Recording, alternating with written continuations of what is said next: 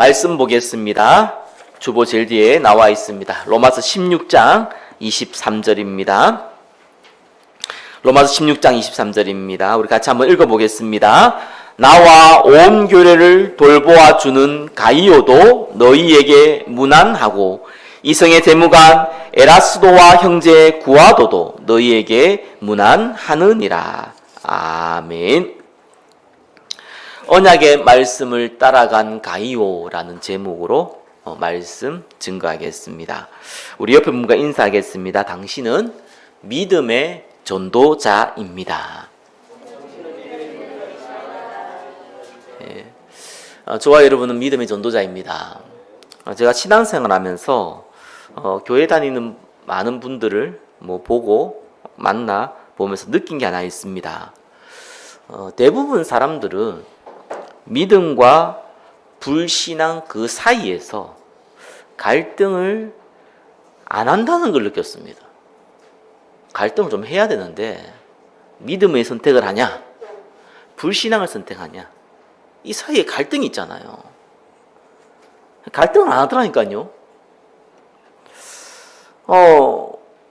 이유는 간단했어요. 뭐가 믿음인지 뭐가 불신앙인지가 일단 구분이 안 가요. 이 구분이 안 되는데 무슨 갈등이 됩니까? 이해되더라고요. 심지어 어떤 분은 자기가 하는 모든 행동과 말은 하나님의 말씀에 근거한다라는 큰 착각을 하시는 분도 의외로 많아요. 그런 분들의 특징은요, 주로 깨끗한 사람들이에요. 정직한 사람들. 좀 윤리 도덕적으로 모범이 될 만한 사람들. 그런 사람들은 좀 착각을 많이 하시대요. 그러니까 보면 그게 아니거든요. 자기 윤리, 자기 신념, 그죠? 사회에서 흔히 말하는 통념적인 개념. 그게 좀 철저하신 분이에요. 그런 거 보면은요, 사사기에 이런 얘기 나오잖아요. 자기 소견에 옳은 대로 행하더라. 제 자기 생각이 하나님 말씀이라. 이렇게 하는 거를 개인적으로 많이 느꼈습니다. 사사 읽다 보면서 저는 항상 이렇게 생각나는 사람이 성경에 사사 입다가 항상 생각나요. 저도 제 자신을 바라보면서 혹시 사사 입다가 될 수 있다. 사사 입다가 어떤 사람입니까? 하나님께 크게 쓰임받은 사람인데 이 사람이 하나님께 소원을 하잖아요. 내가 전쟁에서 이기고 돌아오면은 내 딸을 하나님께 드리겠다. 그 말은 내 딸을 주의 종으로 삼겠다, 사사로 삼겠다 그 말이 아니고 내 딸이 아니죠. 나를 처음 맞이하는 사람을 하나님께 드리겠다 이렇게 했습니다. 그거는 진짜 그 우상 종교 중에서 사람을 태워가지고 살아있는 사람을 태워서 제사하는 이런 이제 어마어마한 짓거리를 하는 그 문화를 이스라엘도 가지고 있었어요. 배워온 거죠, 똑같이. 근데 하필이면은 전쟁에 이기고 돌아왔는데 자기를 처음 맞이한 사람이 자기 집안에서 자기 종들이 아니고 무남 동료야. 딸인데 그것도 하나밖에 없는 딸이라. 그래서 한탄을 하죠. 그러면서 진짜 하나님께 제물을 바쳐요. 지금 생각하면 말도 안 되는 얘기인데 그때 당시에는 너무나 상식적인 일이었어요. 하나님께 소원했으니까. 자기가 믿는 손에 소원을 했는데 최고의 큰 소원이 뭐냐? 최고의 큰 헌신이 뭐냐? 살아있는 사람을 제물로 드리는 거야. 참. 그게 문화가 되어 있었어요. 지금 생각하면 말도 안 되는데 그건 그때 당시에 너무 당연한 문화였어요. 최고의 헌신이었어요. 근데 그 딸이 살려달라야 될 거 아니에요. 얼마큼 문화가 되어 있냐. 아버지가 원하는 대로 행하라는 거예요.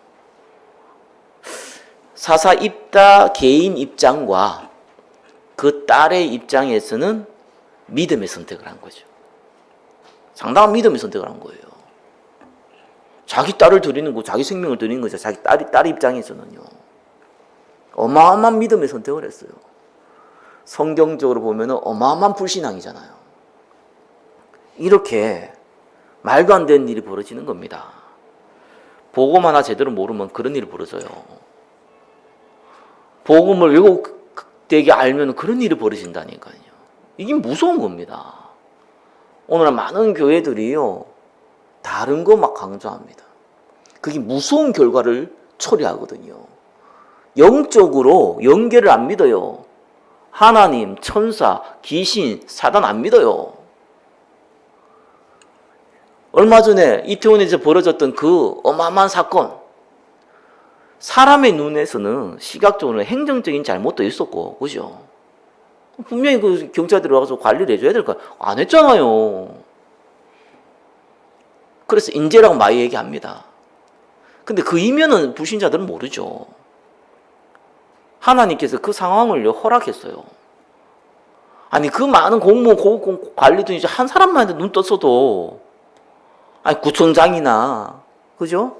그 장관이나 아니 그 경찰 이 서장이나 한 사람만 눈 떴어도 그런 일이 안 벌어졌는데 눈 안 떴잖아요. 그냥 하나님 가려버렸어요. 못 보도록. 그 이면적인 얘기예요. 그럼 불신자 모르는 얘기예요. 그게 무슨 문화입니까? 귀신 문화잖아요. 거기에는 어마어마한 재앙이 따라온다니까요. 그것도 언제인지 몰라요. 어느 날 아주 인재인 것처럼 포장이 돼서 딱 벌어져요. 그러니까 이걸 모르는 거죠.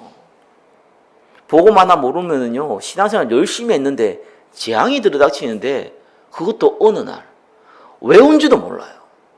돈이 좀 없다. 내가 좀 몸이 좀 아프다. 그거는 누구한테도 올 수 있는 일이에요. 그런 거 보고 재앙이라고 그러지 않아요. 누가 봐도 재앙이라고 보여지는 일들이 딱 벌어져 버려요. 여러분, 그리스도란 단어를 저와 여러분들이 항상 듣지만 항상 마음에 담아야 돼요.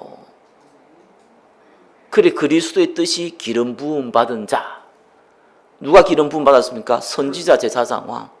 그래서 그리스도 보고 참 선지자, 참 제사장, 참 왕. 그래서 그리스도는 왜 참 선지자냐? 저와 여러분이 너무 안 좋은 상황이 벌어질 수 있어요. 또 저와 여러분이 개인의 영적 문제를 못 이기고 어마어마한 범죄를 행할 수도 있어요. 실수할 수 있어요. 돌이킬 수 없는 일을 벌일 수도 있어요. 인생 완전히 망가진 것처럼, 무너진 것처럼 느껴질 수도 있어요. 어마어마한 사고도 당할 수도 있어요. 그러나 24, 저와 여러분은 하나님과 직통으로 대화할 수 있어요. 그게 기도입니다. 저와 여러분의 생사화복을 주관하시는 하나님께서 항상 함께한다 그랬어요. 그게 참 선지자입니다.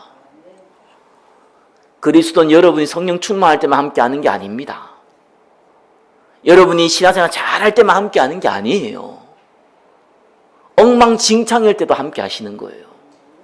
그게 그리스도입니다. 복음 제대로 알아야 돼요. 우리가 착각하시는 분, 좀 윤리도덕적으로 깨닫신 분들은 굉장히 착각 많이 해요. 올바르게 살아야지 하나님 축복하시지. 천만의 말씀요. 그러면 저와 여러분 구원 못 받아요. 저와 여러분 수고와 노력은 구원 못 받아요. 하나님의 은혜가 필요한 거였어요. 절대적인 은혜가. 그런 저와 여러분에게 무슨 선한 것이 있겠습니까? 그래서 항상 24 하나님은 함께 하시겠다고 약속하신 겁니다. 참 선지자. 참 제사장이 뭡니까? 끝냈어요. 죄를 끝냈어요. 죄는 뭐와 연결됩니까? 재앙과 연결돼요. 끝냈어요. 어느 정도에서 했나? 내가 옛날에 죄를 많이 지었어. 내가 또 막 실수를 했어. 맞습니다. 그것 때문에 이런 일 저런 일 벌어지기도 합니다. 그렇다고 해서 하늘에서 벼락이 떨어지거나 그러지 않아요. 그렇다고 해서 이태원처럼 그런 사건이 벌어지거나 그러지 않아요. 그리스도께서요, 저와 여러분은 죄를 끝냈기 때문에 재앙이 끝난 거예요. 과거의 죄, 원죄, 지금 지은 죄, 앞으로 지을 죄. 실은 죄의 내용도 잘 모르잖아요. 우리는 사실은요. 내가 죄 지어놓고 이 죄인지도 모르잖아요. 세상에서 말하는 법에 어긋나는 죄냐 아니냐 이 정도는 구분할 수 있어도 성경에서 말한 죄 잘 구분도 못 하거든요. 그리스도 안 믿고 행동하는 모든 그 그리스도의 언약을 믿지 않고 하는 모든 행동은 죄입니다. 오독한 불교 신자가 자기 죄는 수미산을 넘어간다 그럽니까? 엘레베스트 뭐니까 그 산에 10배가 되는 엘레베스트 산에 10배가 되는 불교에서만 나오는 상징적인 산. 저와 여러분의 죄가 얼마나 많은데 앞으로 지을 죄는 얼마나 많겠습니까? 회개해서 용서받는다. 꿈 깨세요. 그럼 구원 못 받아요. 제가 요만큼이나 했어도 이러면 지옥 가야 되는데. 그럼 딱 죽기 전에 회개해야 되는데, 그 죽기 전에 회개 못하면 지옥 가야 되는데, 말도 안 되는 소리를 하고 있어요. 저와 여러분은 회개해가지고 구원받은 게 아니에요. 제가 용서된 거 아닙니다. 하나님의 은혜로, 그 믿음으로 끝내버렸어요. 죄를 십자가에서. 그래서 우리 죄를 짊어지셨다 하고 성경은 약속하신 겁니다. 끝냈어요. 우리 죄를 끝냈어요. 그래서 우리에게는 재앙이라는 것이 없어요. 그죠? 세상에 하나님이 심판이 있기 때문에 재앙이 임해도 사실상 저와 여러분이 죄 때문에 오는 재앙이 아니에요. 그거는 끝냈어요. 내가 옛날에 실수를 해가지고 이런 죄를, 이런 범죄를, 이런 고통을 당한다. 그런 소리 하지 마세요. 그만큼 어리석은 사람이 없습니다. 이 자존감이 무너진 사람이거든요. 우리는 하나님 백성이에요. 아무 문제 없어요. 참 왕이 뭡니까? 사탄의 대가리를 박살냈습니다. 참 왕. 운명에서 끝났다는 거예요. 운명에 잡혀있지 마세요. 우리는 벗어났어요. 불신자는 운명에서 못 벗어납니다. 그죠?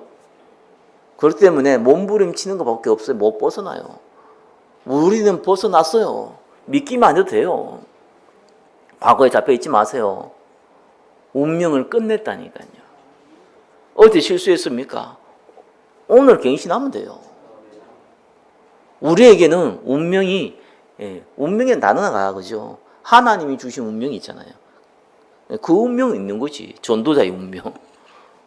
세상에 흔히 말해서 운명이라는 건 사단이 잡혀 있는 거거든요.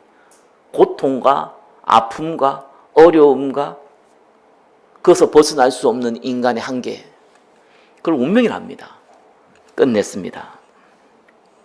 그래서 우리에게 뭘 줬습니까?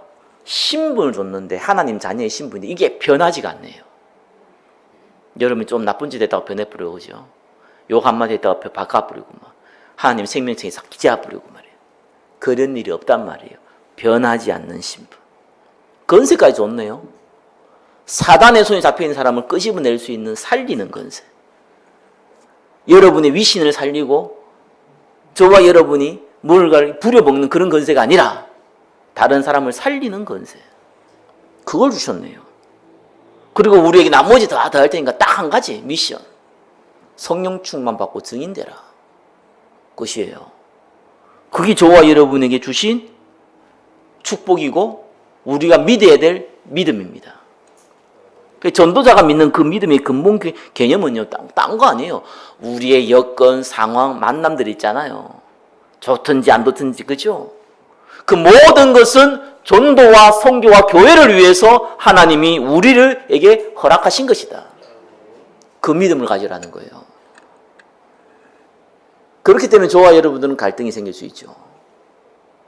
믿음과 불신앙 사이에 갈등은 생기는 겁니다. 야, 불신앙한다 뭐 이렇게 얘기하진 않아도 사실상 믿음이 안 생기는 거예요. 아니 이 상황에서, 아니 이 여건에서 어떻게 내가 전도 선교하고 교회를 위해서 살아갈 수 있냐? 그죠? 이 부분이 잘 안 되는 거예요. 하나님의 존재를 안 믿는다 이런 뭐 불신자 같은 얘기 말고, 뭐 십자가 부활을 안 믿는다, 뭐 그리스도를 영접할 때 하나님의 자녀가 된다는 걸 안 믿는다 이런 불신자가 얘기한 거 말고, 하나님이 왜 나를 축복하지 않는 것 같다 뭐 이런 거, 이런 이 수준 낮은 믿음 말고, 하나님은 모든 상황에서 나를 전도자로 세우셨는데 나는 정말 전도자가 역할을 감당하고 있고 누릴 수 있냐? 여기에 대한 갈등이죠. 이걸 뛰어넘어야 되거든요. 그래서 오늘 딱 잡아야 될 세 가지는 그겁니다. 믿음의 장벽을 어떻게 뛰어넘을 수 있냐. 저와 여러분은 분명히 교회와 현장과 가문 살리는 전도자를 불렀는데 내 여건과 상황이 우리 환경과 여건이 그렇지 않다고 느껴지거든요. 이거를 장벽이란 말이에요. 전도자를 부르신 그 믿음의 장벽이 딱 막혀버렸다니까요. 이걸 어떻게 뛰어넘냐. 자, 한 주간 딱 여러분이요 말씀 잡고 기도문을 한번 만들어 보세요. 다른 사람이 만드는 기도문 말고 설교에서는 설교를 요약한 기도문 말고 나의 기도문을 만들어 보세요. 딱 세 가지 가지고 그래가지고 일주간 기도해 보세요. 하나님이 어떤 응답을 주는 건 체험해 봐야 됩니다. 이상한 체험하지 말고 성경대로 말씀대로 체험해 보셔야 돼요. 자, 1번이에요. 1번의 1번 뭡니까? 현실의 장벽이죠. 우리 저와 여러분들이 전도자로 서지 못하게 만드는 현실의 장벽이 있습니다. 꽤 큽니다. 그게 대표적인 많은데 그 중에 굳이 세 가지 잡으라면은 경제, 질병, 가정이에요. 이 세 개 중에 한 가지는 아킬레스건을 다 갖고 있어요. 한 가지 이상, 한 가지가 아니고 한 가지 이상. 셋 다 가지고 있는 분도 많고요. 아니 당장 먹고 살기 힘들단 말이에요. 아파가지고 아무것도 하기 싫고 겨우 뭐 돈 벌어 먹고 사니까 직장은 겨우겨우 하는데 그 외에는 만사가 귀찮을 만큼 몸이 안 좋단 말이에요. 이게 집이 평안하고 축복을 누려야 되는데 이게 집이 지옥이에요. 남편 때문에, 아내 때문에, 자녀 때문에. 이 상황에서 무슨 교회를 위하여, 전도를 위하여, 선교를 위하여, 복음을 위하여. 아니 이런 게 좀 어느 정도 해결을 돼야지. 뭐 내가 좀 교회를 위해서 또 아니면 내가 전도와 선교를 위해서 내가 움직일 수가 있지. 이거 아무것도 안 되는데 이게 뭐 어떻게 하란 말이냐. 100% 맞는 말이고 100% 불신앙의 말입니다. 불신자라면 100% 맞죠. 해결해야죠. 해결도 안 되겠지만 최선을 다해서 몸부림쳐야 되죠. 혹 해결되면 또 다른 큰 문제 오겠죠. 그럼 그것도 해결해야겠죠. 그래서 운명이라 그런 겁니다. 제가 아는 사람은 악착같이 돈 벌어가지고요. 빌딩 세웠어요. 빌딩 샀어요. 1년도 안 돼가서 안 걸려 죽었어요. 그거 운명입니다. 가난은 해결했는데 질병이 와버렸네요. 참 인생 어떻게 될지 몰라요. 자, 이 현실의 장벽을 어떻게 뛰어넘냐는 겁니다. 뛰어넘어야지. 그럼 뛰어넘으면은 솔직히 뭐 옛날에 세계복음화 다 했죠. 그게 안 된다니까요. 그래서 어렵게 느껴질 수 있지만 나의 말씀을 붙잡아야 돼요. 이게 무슨 말이냐? 이 나의 말씀이 붙잡는다는 말은 뭔 말이냐? 제가 우리 딸아이가 병원에 가 있고 아내도 가 있고 교회 성도 아무도 없고 저 혼자 교회당에 있었던 시간표가 있었어요. 그때 제가 이제 병원에 뭐 이렇게 옷가지나 여러 가지 갖다 둬야 되잖아요. 뭐 여러 사람들이 찾아왔어요. 뭐 딸아이도 뭐 어릴 때니까 뭐 입원하고 하니까 뭐 위로해주고 뭐 감사하더라고요. 뭐 전혀 저한테 힘이 안 되죠. 별로 힘 안 돼요. 근데 두 분의 목사님이 딱 찾아오셔가지고 몇 번 얘기했잖아요. 주변에 뭐라고 얘기했냐니까 그 목사님들이 저하고 이제 캠프 같이 했던 분인데 전도 같이 했던 분인데 여기서 전도하자는 거예요. 그래서 제가 순간적으로 뭘 한 대 딱 맞은 느낌이었어요. 뭔 느낌이었냐니까 황당하잖아요. 일반적으로 생각하면은. 지금 심각한 문제가 있어갖고 질병이 있어서 병원에 입원해가지고 온 가족이 그 갖다 붙어 있는데 저도 그것 때문에 심부름하고 있는 상황인데 그거 전도하자고? 그 상황에서? 그게 황당한 일이었고요. 근데 저는 그게 황당한 게 아니고 저희 정체성을 확인해 주시더라니까요. 그래, 난 전도자이냐? 앞으로 이보다 더 큰 일도 벌어질 건데 그때마다 넘어져가지고 아무것도 못하고 있으면 평생 그래 살아야 된다는 얘기인데 그런 상황에 있다고 뭐 하고 뭐 상황이 좀 좋아졌다고 하고 안 좋아졌다고 못하고 이래가지고 어떻게 신앙생활 하냐. 그래 나는 전도자다. 이거에 대한요 사도행전 1장 8절 성령이 너에게 임하시면 권능받고 예루살렘과 온 유대와 사마리아 땅까지 내 증인된다. 이 말씀이 믿어지더라니까요. 근데 농담삼아 그 캠프 나가니까 그 목사님이 또 위로해 준다고 돈은 없으니까 저기 어디 로또 2장 사가지고 3명인가 총 이렇게 한 장씩 나눠줘가지고 뭐 꽝이었지만 웃은 일도 있었어요. 뭐 그게 고마운 게 아니잖아요. 저한테는 약간 충격이었어요. 너무나 당연했던 거, 너무나 당연하다고 생각했던 거, 그 상황에서 잊어버리고 있었어요. 사람 뭐 사회적 동물이라고 하잖아요. 그 환경에 따라서 많이 바뀐단 말이에요. 내 정체성을 잃어버리고 있었던 거예요. 그거 확인한 겁니다. 대단한 역사를 하냐? 전혀 그런 게 없었어요. 근데 그거 하나 딱 가지고 있으니까요. 쉽게 이겨내더라니까요. 나의 말씀이 뭡니까? 왜 하나님께서 이런 문제를 주셨습니까? 뭐 그런 질문들 많이 하는데 원론적인 건 알아야 돼요. 왜 줬는지. 그죠? 원론적인 건 아셔야 돼요. 모르면 안 돼요. 알아야 되는데 그걸로는 안 됩니다. 그거는 꼬리를 묻는 질문 속에서 자기가 스스로 쏘가요. 나 왜 가난합니까? 답은 알고 있죠. 빚의 경제 회복해라. 헌금해라는 얘기 한마디로. 헌금을 안 하면서 어디 가서 다 말아먹고 말이에요. 그러고 돈 없다 그러고 말이에요. 그게 인생입니다. 왜 하나님께 드리는 것지 못하는데 경제가 뭐 헌금한다는 게 무슨 뭐 하는 게 기부하는 겁니까? 경제의 주권이 하나님께 있다는 것을 인정하지 않는 사람한테 어떻게 하나님 축복을 합니까? 많으면 많을수록 그건 흑암경제가 될 건데 자기 달란트대로 살아야죠. 질병 문제요? 정말 다른 힘 가지라는 얘기잖아요. 운동도 해야 되고 좋은 음식도 먹어야 되고 호흡도 잘해야 되고 맞는 얘기인데 그거 회복해야 되겠는데 진짜 회복할 건 뭡니까?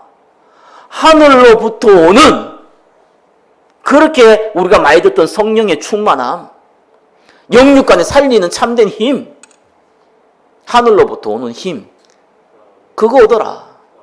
그거 사인이잖아. 기도하라는 얘기 한마디로. 왜 그 사인을 못 받습니까? 그거 알아야 돼요. 그죠?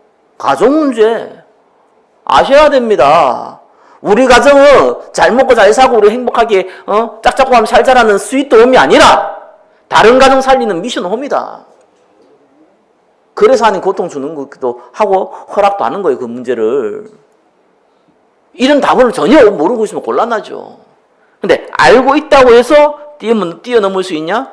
그렇지 않아요. 그래서 나의 말씀은 뭡니까? 내 상황 가운데 다시 한번 얘기합니다. 내 지금 현실 상황 가운데 하나님 말씀을 확인하고 나의 미션을 찾는 거예요. 그게 나의 말씀입니다. 다시 한번 얘기합니다. 내 상황이 좋건 나쁜 간에 요 상황 가운데 하나님의 말씀을 확인하는 거예요. 그죠? 모르는 거 아는 것도 중요하지만 아는 거 확인하는 거예요. 주일 예배를 뭐라고 했습니까? 새로운 말씀을 듣는 게 아니고 알고 있는 말씀을 성경을 통해서 확인하는 거. 복음을 확인하는 거. 그게 시간표거든요. 그 언약이 성취된 시간표예요. 확인한 시간표가 성취된 시간표입니다. 확인하는 거. 확인하면서 그럼 나는 뭐 할 수 있습니까? 나는 복음을 위해서, 전도를 위해서, 선교를 위해서 하나님 내게 주신 미션은 뭡니까? 그거 찾는 거예요. 그러면 돼요. 막연해도 돼요. 그거는 미션 찾으면. 아, 내가 전도자이지 않냐? 그것만 찾아도 돼요. 그죠? 거기 나의 말씀 찾아야 돼요. 안 그러면은 현실의 장벽을 못 뛰어넘어요. 아픈 거 어떡합니까? 돈 없는 거 어떡하고요? 가정이 지옥인 거 어떡해요? 그럼 맨날 매여야지 뭐 그러면은. 해결 안 됩니다. 나의 말씀을 붙잡으세요. 그때부터 흑암의 권세는 무너지기 시작합니다. 하나님 말씀을 확인하면서 나의 미신을 잡는 겁니다. 그게 나의 말씀이에요. 두 번째예요. 영적 문제 장벽. 영적 문제가 뭡니까? 딴 거 아니에요. 그죠? 내가 알든 모르든 컨트롤 안 되는 거 있어요. 기적과 관련, 귀신 보고 이런 것도 있을 수 있고, 또 어떤 것은 정신질환과 관련, 정신질환과 관련 미쳐 돌아가는 얘기한 건데, 그런 거 말고, 우울증, 조울증, 불면증부터 시작해서 이런 정신질환부터 얘기해서, 또 한 가지 나쁜 습관이나 중독, 그것도 영적 문제일 수 있죠. 애착, 이런 것도요. 너무 사랑하는 거고, 돈 너무 사랑하잖아요. 애착. 이런 것도요. 영적 문제예요. 어릴 때부터 신앙생활을 한 사람들을 빼고는 거의 90% 이상은요, 대부분 영적 문제 때문에 예수 믿습니다. 뭔가 이 문제가 있는데 알거든요. 본인이 영원히 알아요. 뭔가 안 된다고, 뭔가 할 수 없다고. 본인이 알아요. 본능적으로 알아요. 하나님이 은혜로 복음받게 하죠. 그래서 은혜 받죠. 맞다, 하나님 살아계신다. 은혜 받아요. 그렇다고 치유가 되냐? 안 돼요. 100% 치유 안 되냐? 안 돼요. 좀 되는 것 같은데 또 나중에 또 문제 와요. 걔가 토한 걸 다시 먹는다고? 좀 나쁜 습관도 고쳐진 것 같은데 또 해요. 또 그래요. 사실 괜찮습니다. 그래 금방 치유될 것 같았으면 옛날에 세계복음 다 했지 괜찮아요 그래도. 근데 이게 나를 자꾸 괴롭힌단 말이에요. 바울도 3번 간절히 기도했잖아요. 그래 답을 얻었잖아요. 내 은혜가 내게 족하다. 네가 자고하지 않게 하기 위해서. 사단이 가실 내한테 줬다. 이게 있잖아요. 그죠? 난 내가 약한 걸 자랑한다. 그죠? 내가 약할 때 그리스도의 능력이 강해지기 때문에 자랑한다. 이런 얘기 하잖아요. 여기 중요한 게 하나 있습니다. 여기 영적 문제의 장벽을 뛰어넘는 방법은요, 그때 기도하세요. 깨달을 때. 너무 내 영적 문제 때문에, 영적 문제가 약간 드러나면요, 기도가 뭐가 아무것도 안 되거든요. 근데 아셔야 돼요. 그때 기도하세요. 그래서 나의 기도 찾으셔야 됩니다. 이 24가 되면 제일 좋고, 24 안 되더라도, 그때 하나님께 기도하세요. 이건 진실된 기도가 필요해요. 그렇죠? 이건 언약적 기도가 아니고 진실된 기도가 필요해요.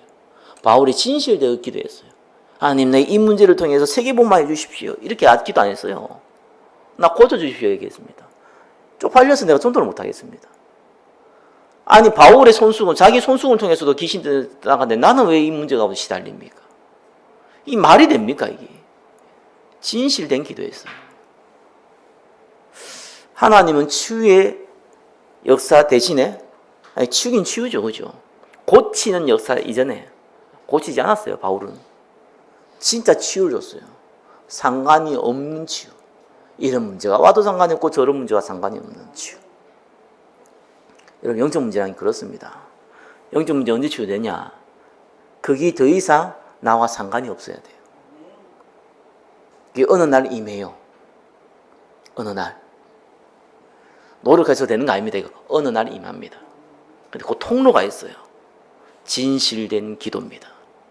나의 기도 찾으세요. 세 번째 무슨 장벽이 있냐니까 흑암 문화의 장벽이 있어요. 어떤 면에서 이게 제일 어려워요. 왜냐면 세상 풍조거든요. 에베소서 2장 2절 3절 보면 세상 풍조라는 게 있단 말이에요. 이게 하늘에 있는 악한 영이 좌지우지하거든요.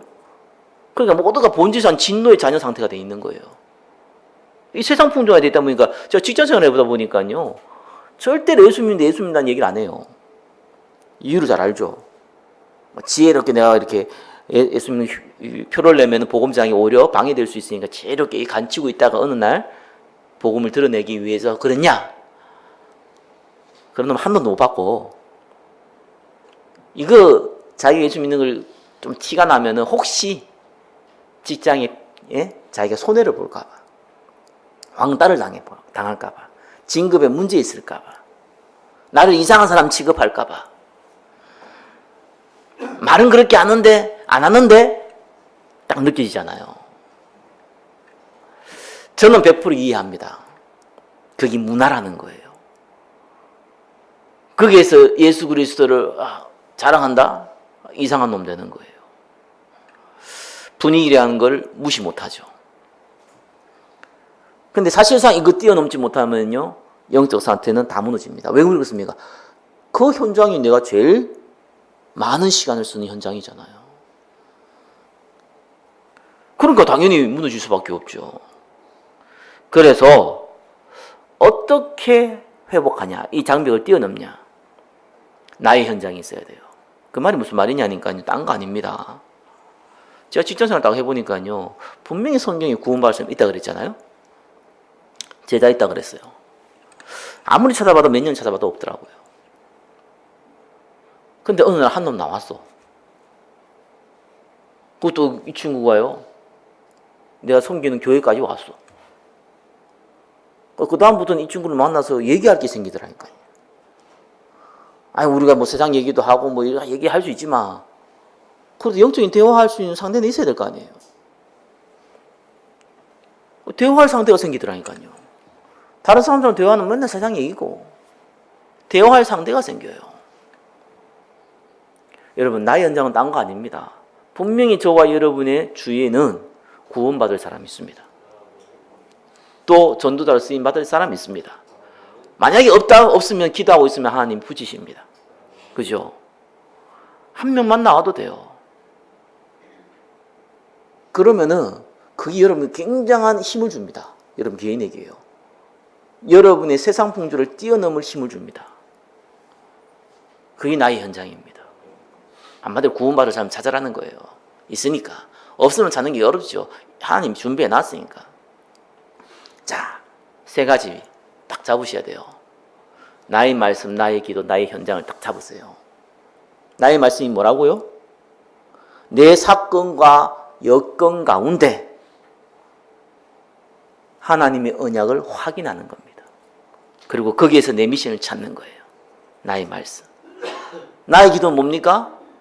내가 뛰어넘지 못할 것 같은 이 영적 문제 속에 잡혀 있을 때 기도하라는 거예요. 오히려 그때 기도해야 돼요. 나의 기도 찾으세요. 그죠?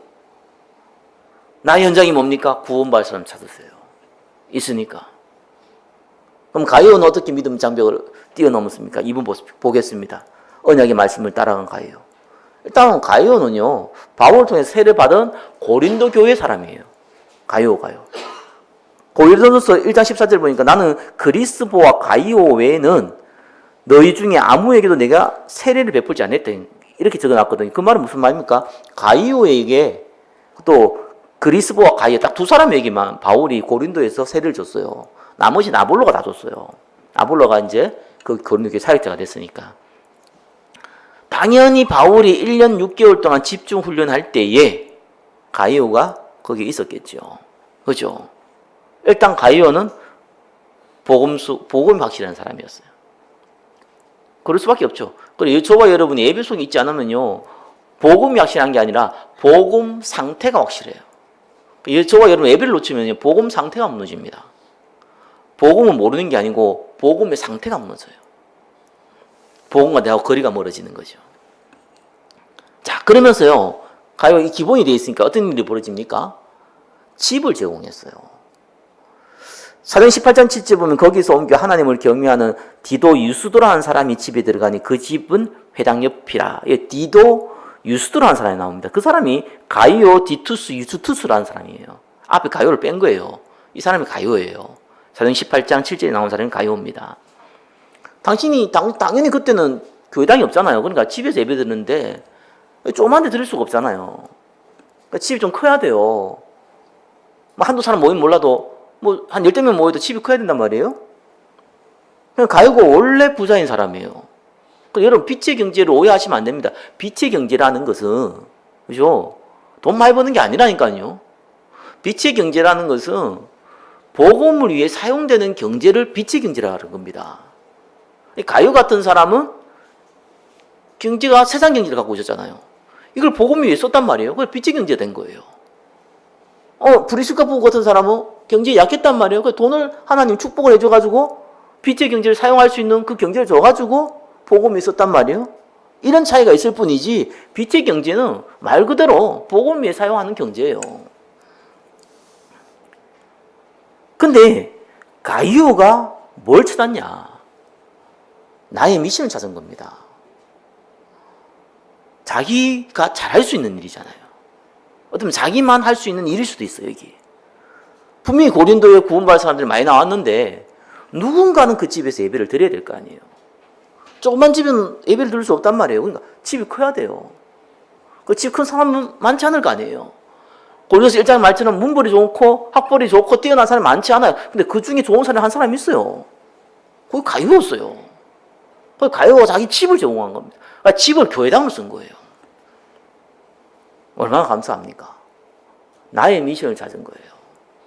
나의 말씀 가운데 나의 미션을 찾았어요. 그죠? 과연 가요가 집이 넓으니까 그렇게 한다. 저와 여러분이 가요 상황이면 그렇게 쉽게 할 수 있을 것 같죠? 이게 어렵습니다. 오히려 집이 작은 사람은 제공하기 쉬워요. 집이 크다는 건 부자라는 사람들은 여러분 알잖아요. 부자들이 집에 가보면은 액자 하나 거는데도 그냥 걸어놓지 않습니다. 의미 있게 걸어놓습니다. 그래서 의미 있는 작품을 가져옵니다. 의미 있게 구분해 놓습니다. 그 예배 드리는 사람들이 아주 겸손하고 움직이지도 않고 다 이 말씀만 딱 두고 가는 사람들만 모였겠어요? 애들은 없었겠어요? 집안 난리를 치고 있을 거야 아마. 그러면 어떤 일이 벌어집니까? 그럼 우리 같으면 청소하면 되는데 이런 사람들은 달라요. 어마어마한 스트레스네 이거. 그다 귀중물품 깼다 누가 애들이. 보통 일이 아니에요. 그거는 그 사람이 갖고 있는 애착이 강하거든요. 보통 세상 경제 갖고 있는 사람들은 애착이요. 일반 사람들이 갖고 있는 경제 애착보다 100배는 더 합니다. 그 영적 문제예요. 영적 문제 있으니까 그것도 가지고 있죠. 부자도 될 수 있죠. 세상 경제로 살아가야 되니까. 그걸 제공한다? 이거는 기도의 은혜가 없이는 못해요. 예, 참 은혜죠. 세 번째 뭡니까? 식주인 됐잖아요. 결국은 뭐 당신 뭐 알잖아요. 뭐 교통 편입하는 것도 아니고 그때는 예배 드릴 때마다 성찬식 했잖아요. 우리 좀 1시간 만에 마치고 그런 게 아니잖아요. 기본 4-5시간 예배예요. 그러니까 굶든가 밥을 먹어도 거기서 해결해야 돼요. 배달 음식이 있는 것도 아니고 식당이 있는 것도 아니고 그 집에서 다 음식을 제공한 겁니다. 자기가 잘할 수 있는 나의 현장을 찾은 거죠. 새 가족이 오니까 기쁘잖아요. 자기 걸 드리는 거예요. 자, 가이오는 간단했어요. 은혜 받았어요. 그리고 그 은혜 받을 장소를 자기 집으로 했어요. 빼도 박도 못해요. 그러다가 자기 재산 들어버렸어요. 빼도 박도 못했어요. 가이오는 어떤 면에서는 믿음의 장벽을 어떻게 뛰어넘냐. 그냥 자기 집을 교회당으로 만들어가고 자기 걸 다 들여버린 겁니다. 이래가지고 쓰임 받았어요. 자, 그러면은 마지막 말씀 맺겠습니다. 세 번째죠. 하나님은 어떤 전도를 찾으시냐, 전도자를 찾으시냐. 우리 매분만 다르지만, 자, 하나님이 사실 교회는 문벌이 좋거나 부유하거나 뛰어난 능력이 있거나 이런 사람들 적습니다. 당연한 겁니다. 소수입니다. 그래서 하나님은 식주인을 찾는 거예요. 무슨 말인지 이해됩니까? 사실 교회는 많은 사람들이 힘을 모은 것 같지만 영적으로는 맞아요. 그러나 실제로 하는 사람은 한두 사람이에요. 그 사람을 하나님께서 축복해 버립니다. 그래서 전도자의 식주인을 찾으시죠. 그 사람에게 환경 여건 가운데 딱 불신앙할 수 있는 여건도 있거든요. 그거 딱 뛰어넘을 수 있는 은혜를 주세요. 세 번째 뭡니까? 당연히 성전의 주역으로 사용하시죠. 그게 하나님이 하신 전도입니다. 말씀 맺겠습니다. 그래서 우리는 가이오 딱 기억하지만 중요한 세 가지 딱 기억하고 있어야 돼요. 믿음의 장벽을 어떻게 뛰어넘냐. 결국 저와 여러분은 이 싸움을 해야 되거든요. 그래서 나의 말씀 찾아라. 내 여건 환경 무시하지 말고 그 상황에서 하나님 말씀이 맞는지 틀린지 확인할 수 있는 나의 미션 찾아라. 그게 나의 말씀이에요. 내 영적 문제에 대한 이 장벽이 있거든요. 나쁜 습관이 있거든요. 예? 이 남이 말 못한 문제 있거든요. 그때 기도하세요. 진짜로 진실된 기도하세요. 하나님이 어떻게 역사하는지 보셔야 돼요. 그걸 24될 대로 하세요. 그겁니다. 그죠? 내 현장 구원받아서 한 사람 찾으면 할 말이 생기고요. 재밌어요. 우리 직장생활 사업 더 잘 돼요. 그거 찾으세요. 그러면은 믿음의 장벽이 아니라 쉽게 뛰어넘을 수 있는 장애물이 되는 겁니다. 한 주간 이 은혜 가운데 있기를 예수 그리스도의 이름으로 축원합니다. 아이어의 축복을 누리게 하옵소서. 예수 그리스도의 이름으로 기도드립니다. 아멘.